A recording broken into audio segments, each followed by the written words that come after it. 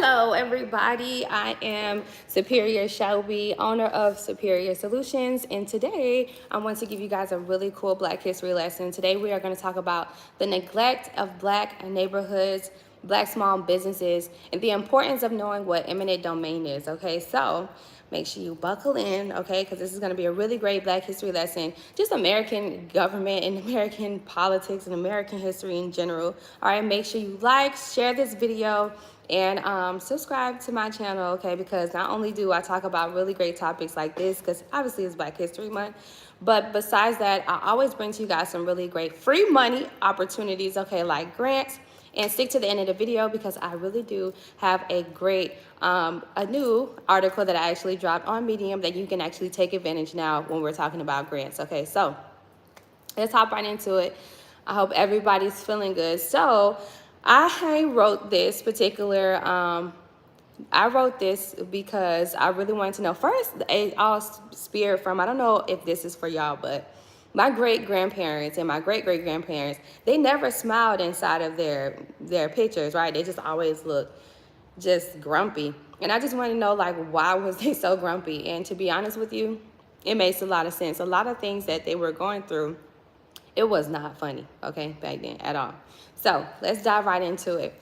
So we're going to talk about the neglect in Black communities and how that all started and how that actually happens still to this day. Okay, we're always seeing different articles like Wells Fargo Bank, Bank of America, different mortgage companies frauding and frauding like Black folks, and also not giving us what we deserve, right? Especially when we're talking about lending opportunities for when we want to buy land and when we want to buy a home, even if it's just a single family home. It just seems like we have to jump through so many hurdles in order for us to just get a little piece of something, right?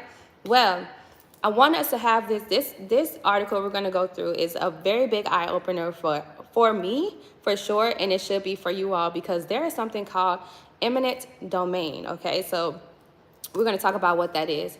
So cities like New York City, all right, Black communities that was neglected, which resulted in Black neighborhoods being dirty and messy, leaving it, the community in filth for the opportunity for them to buy their land cheap. In New York City, if you guys know about Central Park actually used to be called Seneca Village. Okay, so if you don't know about that history lesson, we're going to dive into that too. But first off, in 1963, all right, a documentary about U.S. racism encountered neighborhoods in turmoil. The city was seizing properties through eminent domain, okay, hazing them and turning them over to private developers, pretty much. Part of a massive federal urban renewal program, nearly 5,000 families, no fewer than 20,000 residents, all right, the majority of them persons of color, were being displaced from their homes, private properties, and even their small businesses, and that was on the West Coast and on the East Coast, okay? Eminent domain is something that allows the federal government to just sign off and say, we're just going to go ahead and seize your properties, your small businesses, and more, just so we can put something like a public recreational park or like a shopping mall or a school institution there in place of that. And here in the state of Florida, listen, Florida is just ghetto, okay? Y'all know. Y'all always see something about Florida on the Shade Room or something, right? Well, hundreds of thousands of Americans, disproportionately of color, lost homes and communities through the Federal Urban Renewal Program. Now, the Federal Urban Renewal Program was supposed to be a program back in the let's say like after World War II, all of that stuff. So like, let's say 1940s and so, but it was out since for a long time. And the whole purpose of that was to be able to just kind of like renew these homes, right? Take people out and renew the homes and that's exactly what they did. They took the Black folks out, or the persons of colors, and it wasn't even just only Black folks, you guys. It was also, you had some, foreigners in there, like, some people that was from like Scotland and things like that, that was really not too much accepted over here as of yet. And they pretty much just like was taking over neighborhoods and redoing them just for white Americans, right? So a journalist named James Baldwin helped popularize a common phrase that said urban renewal meant Negro removal to steal people's homes. And Baldwin understood that this was to shred the meaning of their citizenship by destroying their communities. And the federal government was an accomplice to this situation. And you notice the government's still on that type of stuff to this day. Urban renewal projects changed the landscape of American cities in the 1950s and 60s. The federal government gave cities billions of dollars to tear down blighted areas and replace them with affordable housing, or at least that was what it was supposed to do, right? In many cities, there was a net loss of housing as city leaders decided instead to build offices or shopping malls or to expand hospitals and universities. Urban renewal projects displaced more than 300,000 people between 1955 and 1966, and the burden fell disproportionately on the persons of color. If you guys have like a family member that it's a challenge for them to stay in one spot, this comes from that. This line of traumatic experiences that happened back in the 50s and 60s, and it was at its peak in the 50s and 60s, right? This would be a reason why, right? This was around, my grandmother was actually born in the 50s, okay? So if you guys was either born around that time or you have like, or your grandparents or so was born around that time, they would exactly know what I'm talking about, okay? National Geographic has mapped out 600 urban renewal projects in cities like Philadelphia, Detroit, and Atlanta. More than 2/3 of those displaced were persons of color. That's a lot. Many of the projects targeted areas that have been redlined in previous decades. Redlining, okay, now used to refer to economic discrimination against neighborhoods predominantly populated by racial or ethnic minorities, was originally the result of federal program intended to acquire the housing market after the Depression. That was the whole point of the redlining situation. But really, redlining was something different. It was like, we're gonna map out this area where a majority of the minorities are so we can take care of that. Local real estate agents and bankers working for the program rated neighborhoods according to the risks they posed to lenders. This project resulted in systematic discrimination because many minority neighborhoods were marked red. Hazardous to lenders is what they called it, which made it difficult or impossible for people living there to get a loan or to buy the main property. This, in turn, contributed to the colored neighborhoods' decline. And just like how it is today, where it seems like it's a challenge for us to get even a townhome, like a single-family home, or just to get lending in general to buy a home, because we have these things called credit, right? Remember, credit didn't come until like the late 1940s. That's Fair Isaac. That's when they came around. But it wasn't really popular until like the 60s and 70s. So now that we have credit, and we know that, and if you guys don't know this, your credit score compared to someone who is more fair-skinned is not going to be the same unless you know how to really leverage and play the credit game, which I talk about that, so I could teach you that on a side note. But credit is just this new thing to redline us, right? So continuing on, at the very moment when the civil rights movement secured voting rights to this discretion of the public and private spaces, the federal government unleashed a program that enabled local officials to simply clear out the entire black neighborhoods. So federal funding went to more than 400 cities, suburbs, and towns, okay, that supported more than 1,200 projects and displaced a minimum of 300,000 families, perhaps some 1.2 million Americans. That included, to be honest with you, not only was it black folks, but it was also white folks too, all right? That was cool with us. Then that was also some German folks. That was also some Irish folks, okay? And my great-great-grandfather is actually an Irishman, you guys. So I totally get it because they labeled him as a minority when really he's definitely not black. He's definitely not a minority, but they just labeled him that. So have you guys ever heard of like Central Park in New York, right? Well, like I said it before, that used to be called Seneca Village, right? Seneca Village, all right? And on my actual Medium post, you'll be able to see some pictures of what that was like and how that neighborhood was, right? Listen, before Central Park was created, the landscape alone was now what is now the park's perimeter from West 82nd to 89th Street was a site of Seneca Village, a community of predominantly African Americans, many of whom owned their properties, okay? By 1855, the village consisted of approximately 225 residents, made up of roughly of 2/3 of African Americans, 1/3 Irish immigrants, right? And a smaller number of individuals who was German descent. One of few African American enclaves at the time, Seneca Village allowed residents to live away from the more built-up sections of downtown Manhattan and to escape the unhealthy conditions of racial discrimination that they faced. Compared to the other African Americans living in New York, residents of Seneca Village seem to have been more stable and prosperous by 1855. Really, approximately half of them owned their own homes. With property ownership came the rights to actually vote, right? All right. So in 1821, the New York State required African American men to own at least $250 in property and hold residence. Sorry about that. Let me see, where was I? Oh, okay. Own at least $250 in property and hold residencies, all right, hold residencies for at least 3 years to be able to vote.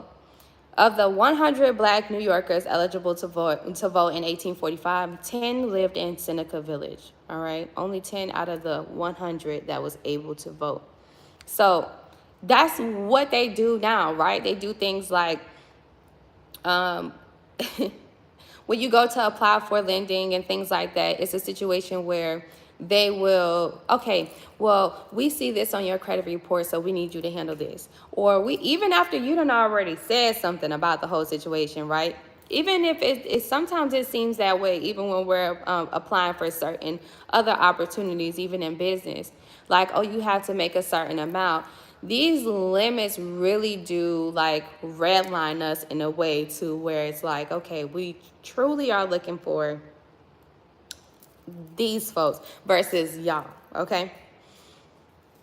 The fact that many residents were property owners contradicts common perceptions, during the mid-19th century, that the people living on the land slated for the park were poor squatters living in shanties. While some residents lived in shanties and in crowded conditions, most lived in two-story homes. And census records show that residents were employed with African Americans, typically employed as like laborers or service jobs, the main options for them at the time. Records also show that most children who lived in Seneca Village attended school. During the early 1850s, the city began planning for a large park to, counter unhealthful, let's say, urban conditions and provide a space for recreation. Okay, in 1853, the New York State legislature enacted a law that set aside 775 acres of land in Manhattan from 59th to 106th Streets between 5th and 8th Avenues to create the country's first major landscape public park, which is today Central Park, okay? The city acquired the land through eminent domain. The law allows the government to take private land for public use with compensation paid to the landowner. This was a common practice in the 19th century and had been used to build Manhattan's grid of streets decades earlier. There were roughly 1,600 inhabitants placed throughout the area. Although landowners were compensated, many argued that their land was undervalued. Ultimately, all residents had to leave by the end of 1857. So, in most recent eminent domain cases, if you guys, and I'll read that again, eminent domain pretty much means that the government, your local city, your state, your city, your town, wherever you are, if they deem that they want to put a recreational public park, that can be a mall, that can be a resort, okay? I can only imagine what happened in Orlando with Disney World, okay?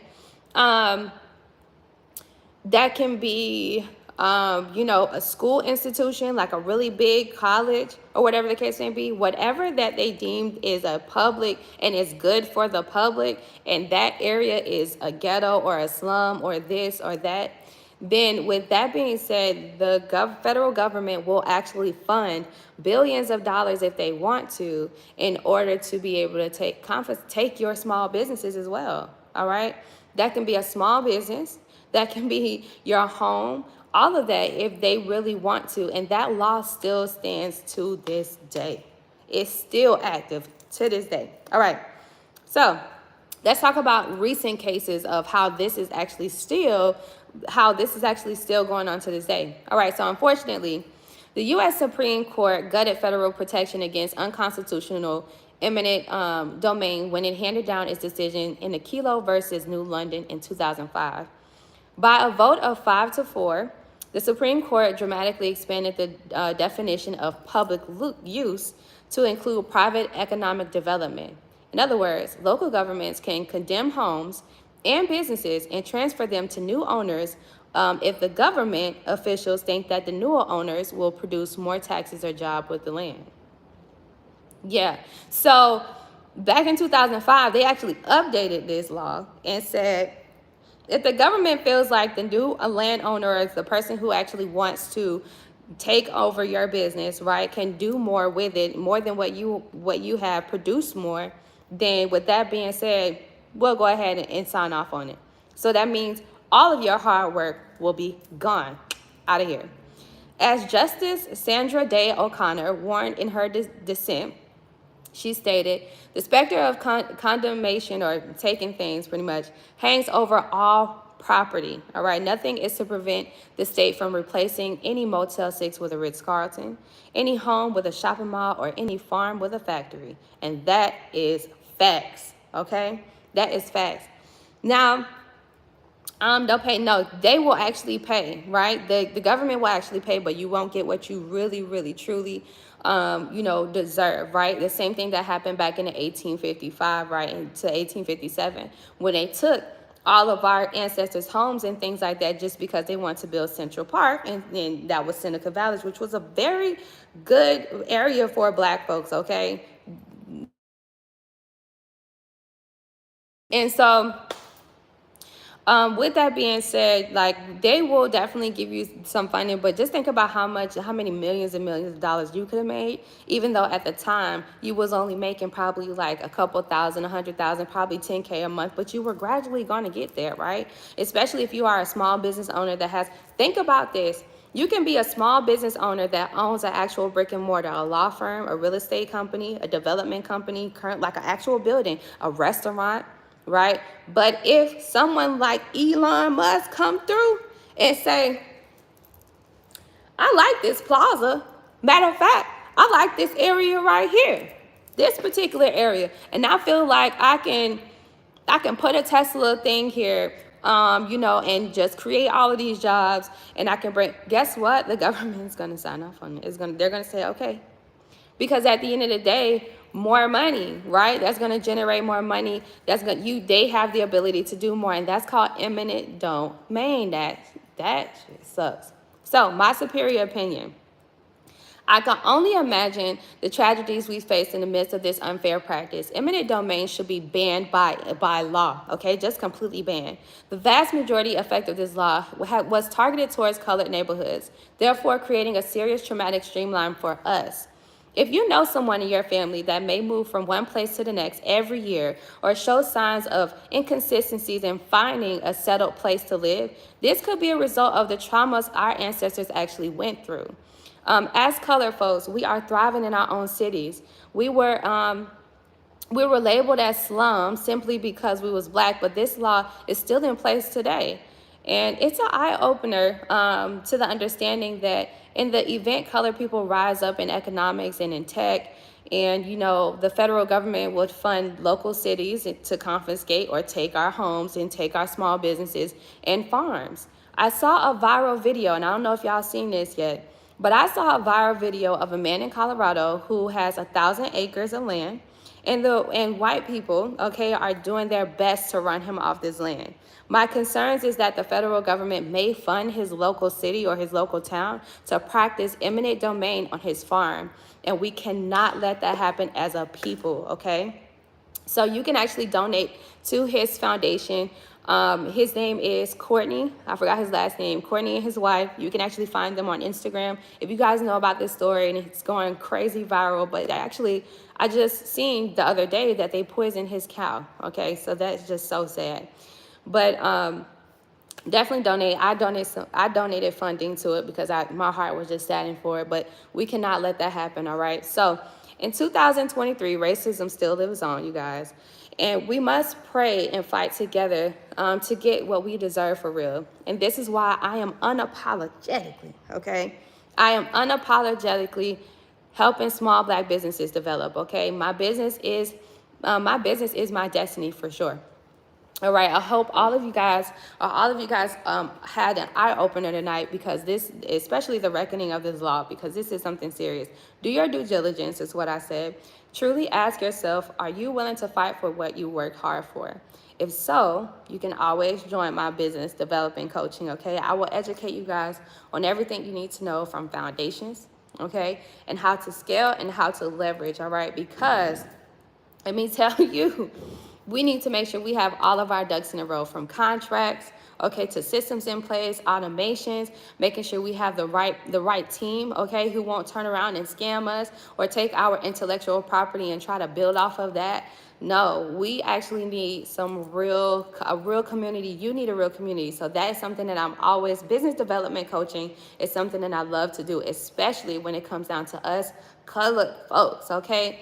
And if you are a business development coach, if you help other businesses, other small businesses, or you coach other entrepreneurs to get to the next level, I coach coaches, okay? And I would love to mastermind with you, because I believe that we definitely need to come together, especially if you are on the West Coast, because I'm on the East Coast. I'm down here in Miami. But we all need to mastermind. I'm not talking about the bougie girls. I love y'all, but no, I'm not talking about the ones that take trips every 2 weeks, because I'm not taking no trips. I don't take no trips unless it's literally going to see another business owner or see what's going on with somebody else's business, okay? I don't have time to be in Cancun. I don't have time to be in Puerto Rico. I don't have time to be in all of these other places, because if I'm in all of these other places, how can I possibly have time to help y'all? You know what I mean? So this is my destiny. I'm truly out here helping you guys build and develop the business that you deserve and actually get what you deserve. And in order for us to not allow laws like eminent domain and other laws to take what we worked hard for, I know all of the contracts and the trust, everything that we need to have in place in order for that to happen. Okay, so you can text #business to 305-686-0781, and I'll be more than happy to help you guys, okay? Also, especially if you already stuck to the end of this video, I did promise you guys that I was going to give you a little grant special, all right? So if you visit medium.com/superior.shelby, okay? Medium, that's like the size, medium.com, or you can click the link in the description right now, and it will take you to my grant searching list, okay? I created a list specifically for y'all, because I know that you guys were like asking, how do you search for grants? Where are you searching for grants? And I just want to let you guys know I am currently writing a thorough, extensive book on how I actually write grants. Something that you guys can buy on your own. It's going to be an ebook that you can download and you can buy your own, and you can start learning how to increase your approval odds with grants. Okay, so I'm officially going to give all of my sauce out there to y'all at an affordable price, right? So you can know how to get some of this free money that's out here for all of us, whether you are a startup, a seasoned business, whatever industry you're in, all of the information is going to be in there. But for right now, if you guys want to know the websites that I use to actually search and apply for grants, that list is actually on my Medium right now. Make sure you go and follow my Medium, please. I'm trying to at least get to 100 followers on there, okay? I really love writing articles. And yes, so you guys have added, all right? The hyperlinks are in there so you can start applying for grants, or at least searching for grants that's in your area. Lately, and I'm actually going to come with a new grant video, okay? So I'm gonna bring a new grant video to y'all this week for sure. So that way, even if you don't have time to search for your own grants, I'll do it for you, okay? But right now, since I have enough people on here, I want you to comment right now your state, so I know exactly what state I should talk about in my next grant video, as well as the nationwide grants that I always go over, okay? But Comment your state right now so I can know which state I should specifically talk about when I'm breaking you guys my grant video. Let me see. Let me look on my planner. I have so many great new products coming out for y'all, for real, you guys. Like I have a planner that's gonna come out, all right? So that way you guys can stay on top of what's going on. Let me see where we at. Georgia, New York, Cali, South Carolina. Yes. All right, let me see. Okay, so Wednesday. Women Grant Wednesday.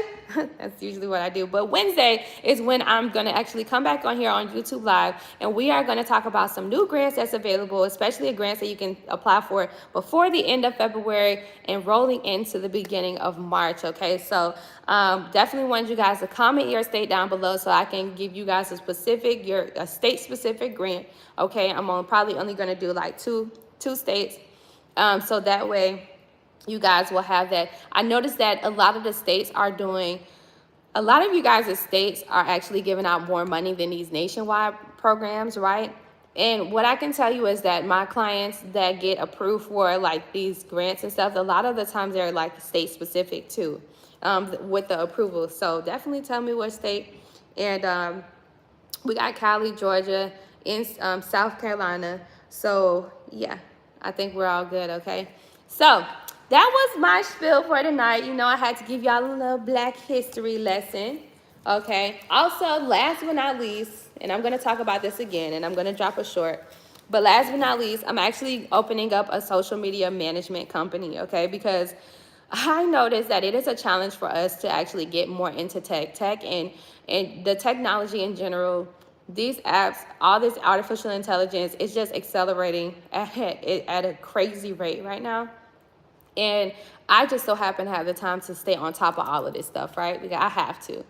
So what I am doing right now is I'm training a team of professionals, okay, that have social media management backgrounds, but we are just pretty much going over all of making sure everything looks perfect for you guys.